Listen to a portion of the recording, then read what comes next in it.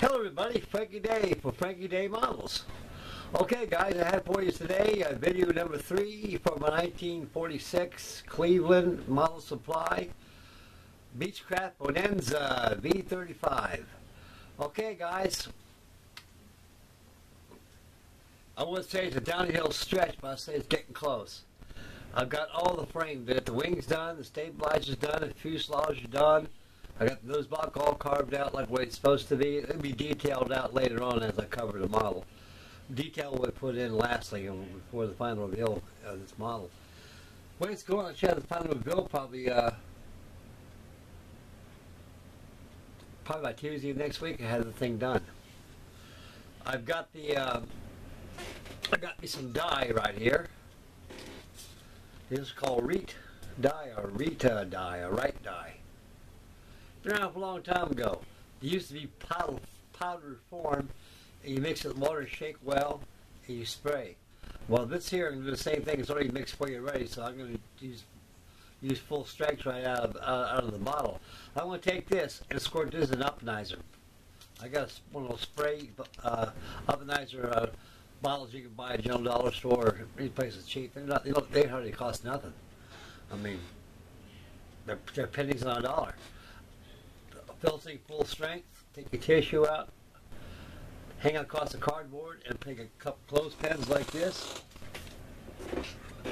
These old-fashioned clothespins. Clamp them onto a cardboard, and spray the dye on the tissue. It'll be all red. This can be red and cream color. This is the color it's going to be. It's traditional color. Back in 1946 on the Beechcraft Bonanza, and most of them are aluminum with red pinstripes. But like I say, the fancy color ones are the ones that are custom made for the special customer who wants to do something a little more flashy than the drab color or just plain old aircraft aluminum with a red wood trim on it. Okay, I got the wings done, stabilizer's done, everything's done. I sanded this thing down. I gave about 4 coats of this aero gloss dope. It's all prepared, ready to be covered. I went through this whole thing. It's ready to be covered. And I'll explain the constructions as we reveal the stills behind me. Okay, without further ado, we're going to take this camera around. I'm going to take an about face. Then we're going to focus on the camera close to the monitor behind me on my PC. And again, I will discuss through the stills of the construction as it was done till it is now. And lastly, we'll swing over to the finish to the to the results of it is now in construction wise. Okay, we're going to swing this camera on, guys, a little closer here to the monitor so you can see what's going on here. We'll back off a little bit.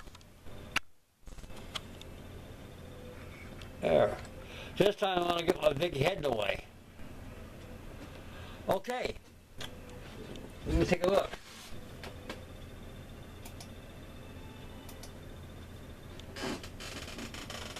Okay, right there, fellas. This is the stabilizer on the plan. They're all pinned down. Letting it dry.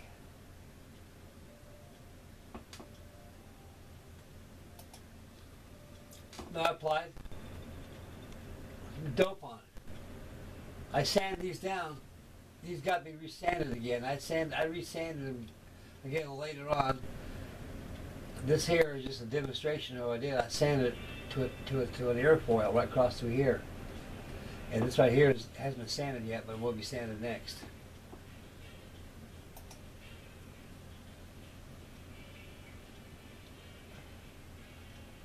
There they are right there, all doped down. Sanded to an airfoil. Over here is the beginning of the wing construction.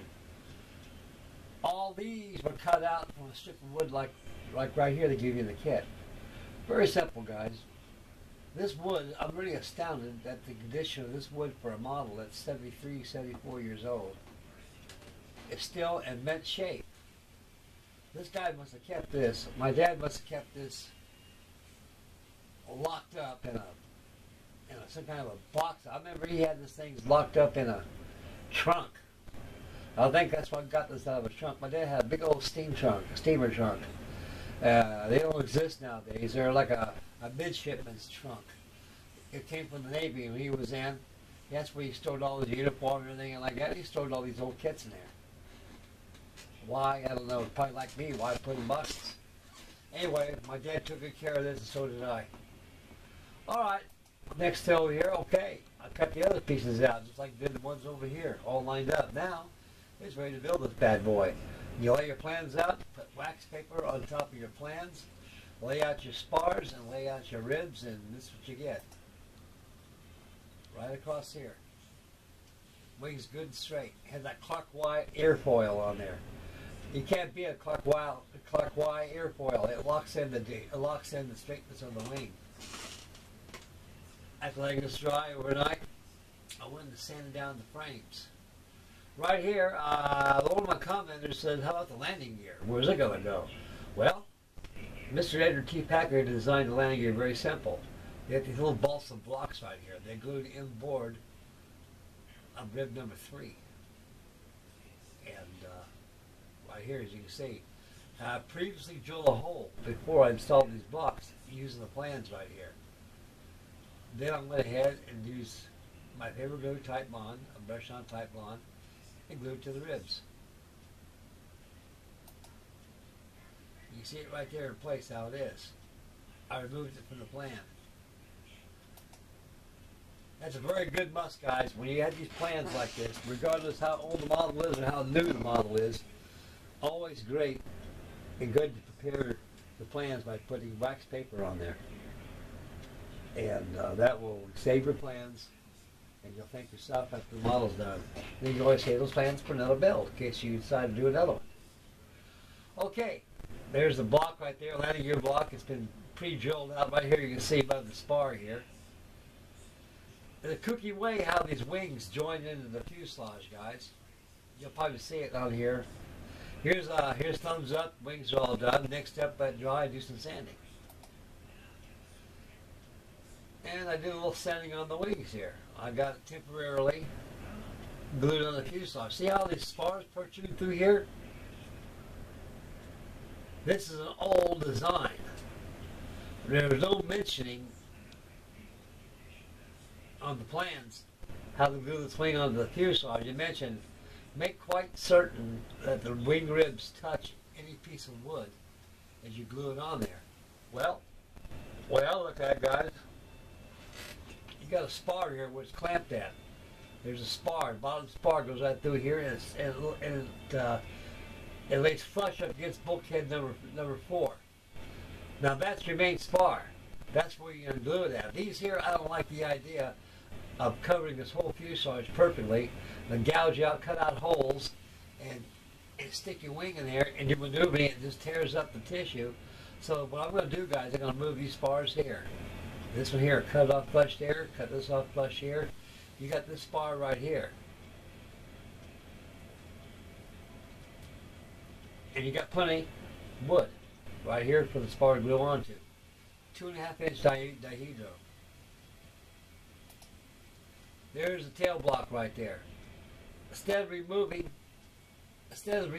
the nose block traditionally, Mr. Edward T. Packard said it would be a lot more simpler just make a tail block with a hook. That way you can feed your rubber into the front end where the prop goes through, then hook it up to the end of your tail. Right here to your tail block with this hook. I appreciate this hook.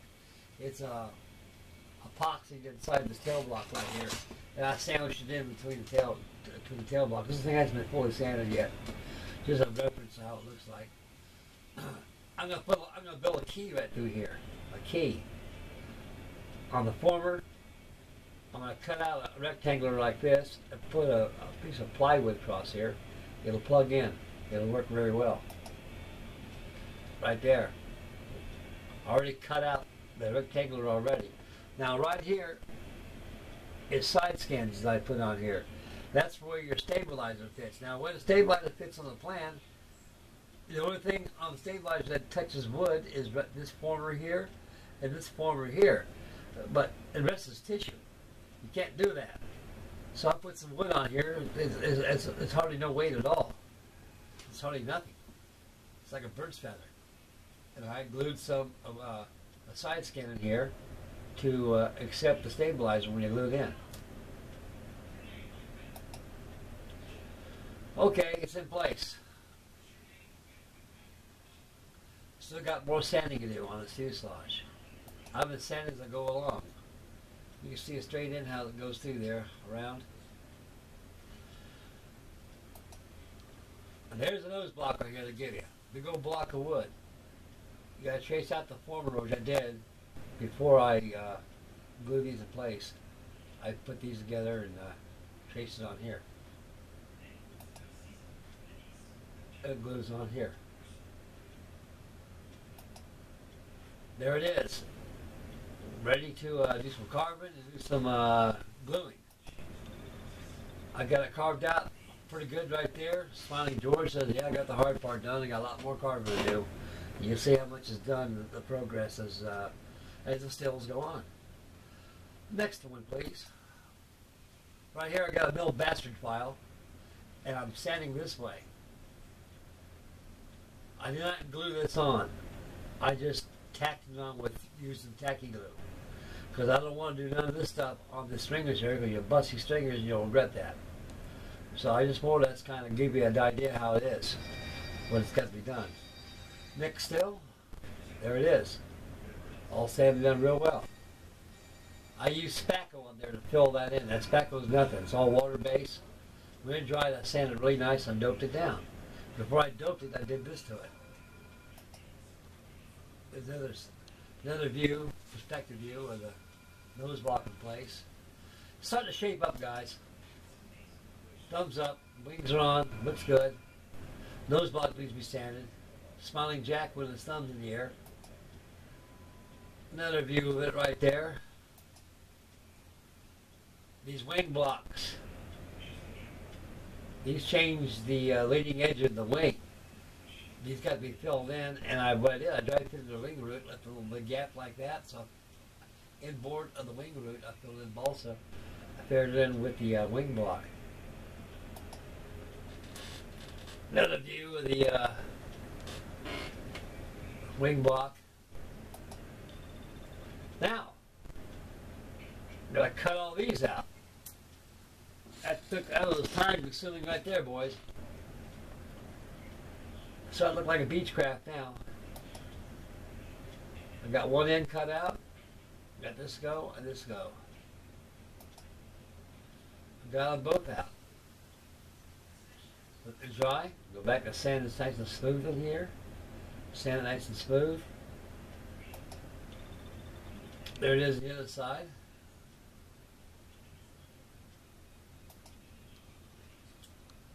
Another perspective. Looking good so far. I did some more sanding right there. And I still sand more on it. Getting the wings prepared now. Okay, right here, guys. There's wing block on the wings right here. It was nothing but a former here. It was open space here. No stringers going down this way. So instructions give you an option. You either take one piece of tissue and cover it this way, or you can use wood. So I use wood. I got the blocks in. I still got more sanding to go down there. There it is. Looks like Bonanza now, guys. And that's it right there, fellas.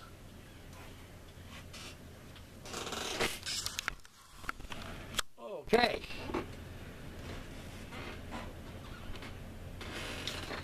This is going pretty good. I'm very happy with it.